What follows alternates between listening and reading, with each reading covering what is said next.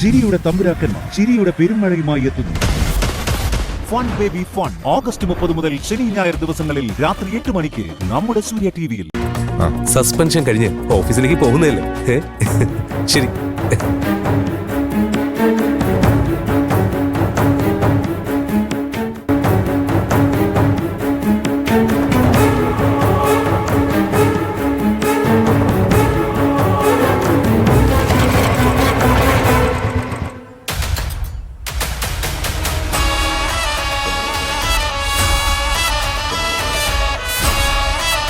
നീ പറഞ്ഞ പോലെ ചാരുവിന് മാഷും ആകാശം സപ്പോർട്ട് കൊടുക്കട്ടെ. പക്ഷേ അവളുടെ അമ്മായി വെറുതെ ഇരിക്കില്ലല്ലോ. അമ്മായി വെറുതെ ഇരുത്തരുത്.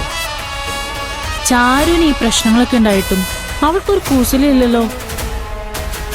ബാവുക്കുട്ട, ഈ ചാരുവിനെതിരെ എന്ത് ചെയ്തിട്ടും ഒരു കാര്യം ഉണ്ടാവുമെന്ന് എനിക്ക് തോന്നുന്നില്ല.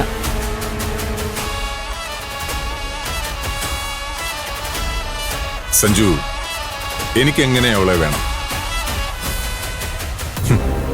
ഞാനിവിടെ കുട്ടനാട്ടിൽ നിൽക്കുന്നത് തന്നെ അവളെ സ്വന്തമാക്കാനാ.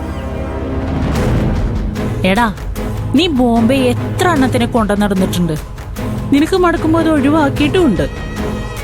അവർക്കൊന്നുമില്ലാത്ത എന്ത് പ്രത്യേകത ചാരിനുള്ളത്?